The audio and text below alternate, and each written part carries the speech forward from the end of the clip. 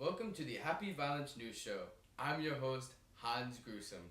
And today, some of the main headlines involve some survivors from the Warsaw Ghetto Uprising.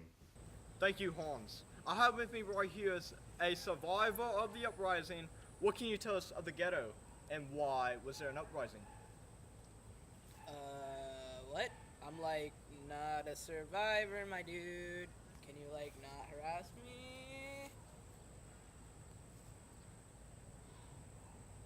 And I have with me right here is a survivor of the uprising. What can you tell us of the ghetto, and why was there an uprising? Well, when I was around 11, I was forced into this vastly overpopulated ghetto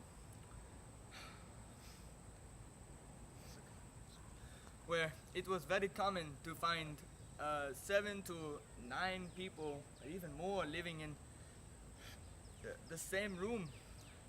They had 10-foot barbed wire fences, so we could not escape. And starvation was terrible, and dehydration. And now the weather. It's gonna rain! And overall horrible living conditions. Thank you for your time. Now beat him.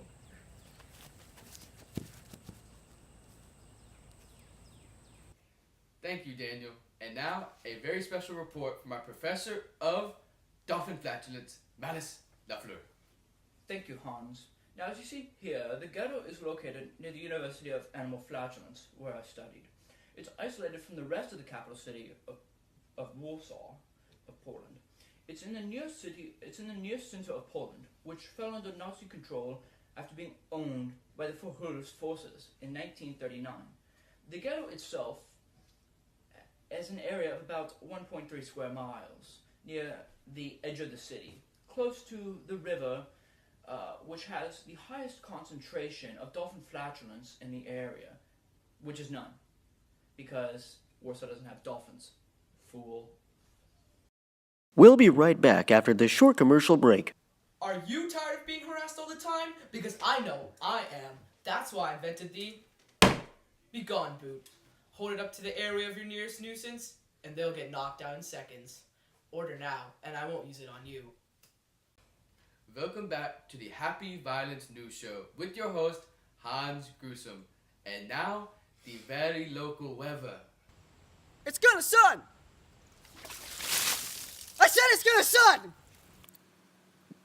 Due to some technical difficulties, Hans will now pretend to show pictures and footage while looking like a blabbering idiot, as usual. Danke. And now we have some photos and footage of the ghetto. As you can see here, the conditions of the ghetto are far from sanitary. A prime example of this is the man on the sidewalk who is apparently died on the sidewalk and is being brought to a building full of other deceased people. This seems to be a common occurrence since others are casually walking around him like it's nothing new to them. It also looks like they all get their food from one dispensary area, which they are fed squares and pots of what is not clear. Now, the images from the ghetto uprising appear to be much more violent than the footage of their harsh conditions, with buildings that people on fire and escorting out of other building with their hands raised and surrender, the SS surrounding a group of inhabitants, and official reports say that there's an overall death count of approximately 7,000. What? The Führer doesn't want us to show that? Okay. And now, the weather. It's gonna snow!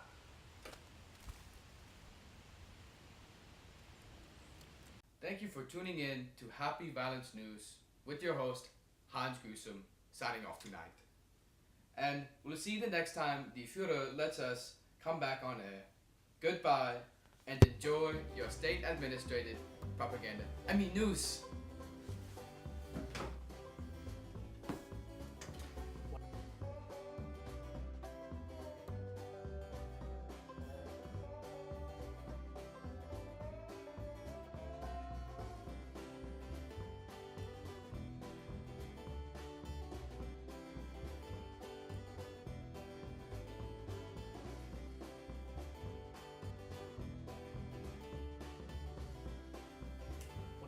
effective, or you're